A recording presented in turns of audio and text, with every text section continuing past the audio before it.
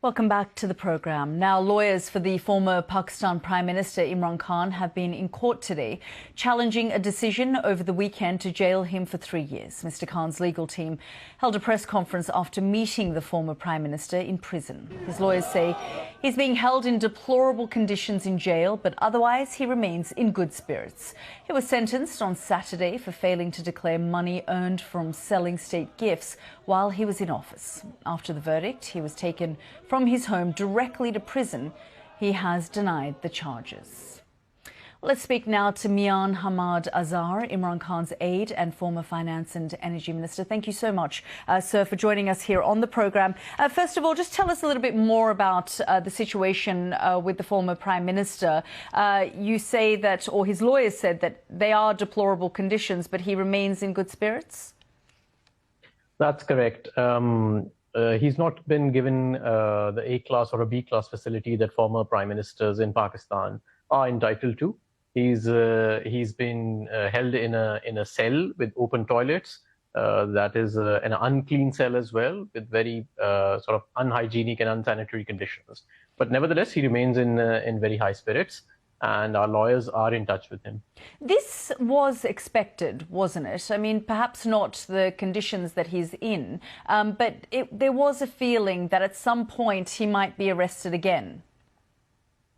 That's correct. In fact, this verdict was expected as well, not because of the legal merits of the case, but because of the way the whole trial was conducted.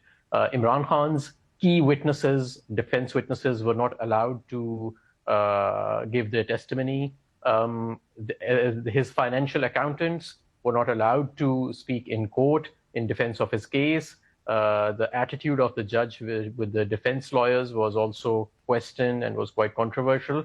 So the way this whole trial was conducted, and one of the most important things that's often missed, is that the higher courts were still adjudicating and deliberating on the issue of the admissibility of key defense witnesses to be put forward by Imran Khan. And during the pendency of that case, this sudden judgment came. So although it was expected, but it is nevertheless a bizarre judgment. Yeah, given the legal but these basic charges, not declaring money from state gifts, he denies this?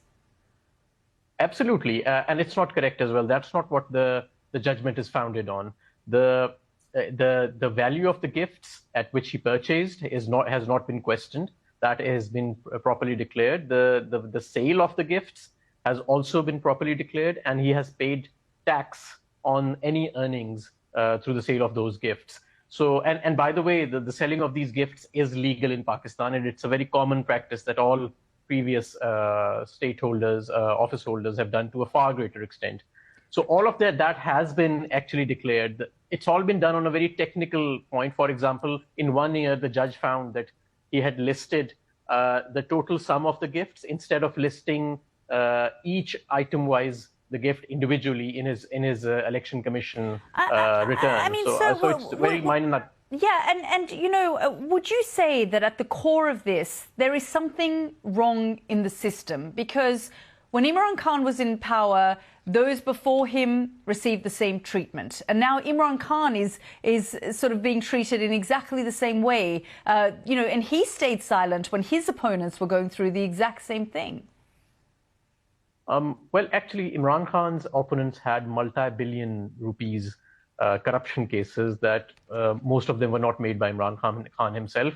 They were actually initiated in the years before Imran Khan became Prime Minister, and they were multi-billion rupee corruption cases. Imran Khan, on the other hand, has been disqualified and imprisoned not for non-declaration of any assets, but in fact for declaring it in a different format than the one that the judge was expecting. For example, in 1 year, as I said, he had given the total sum of the gifts. The point is here that it is dangerous to be in opposition in Pakistan.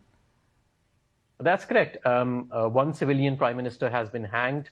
2 have been assassinated in Pakistan. And a couple have been disqualified from office and sentenced as well. So now Imran Khan.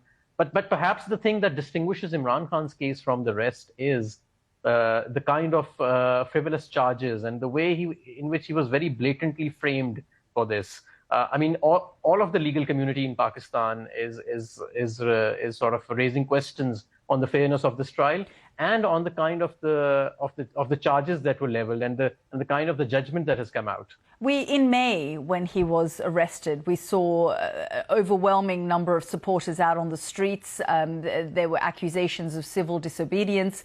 There was violence. Why is there some kind of silence now around this? So there's a whole prognosis to this. In the past 3 months, 10,000 workers of my party have been arrested, wrongly arrested. And then when they were given out bails by different judges, they were re-arrested again as they exited the court premises. Then there have been cases of torture that have been claimed in police custodies and lockups. There have been hundreds of homes that have been ransacked and by the police authorities, all belonging to PTI activists. My own business was sealed. My house was raided 6 times and property was stolen, and things were broken during those times. My 80-year-old father was, for example, taken under arrest. So all of this has been happening in the past 3 months. So it seems like this judgment has come after a lot of preparation in terms of a very organized crackdown against the largest political party of Pakistan, led by Imran Khan. Okay, Mian Hamad Azhar, thank you very much for joining us.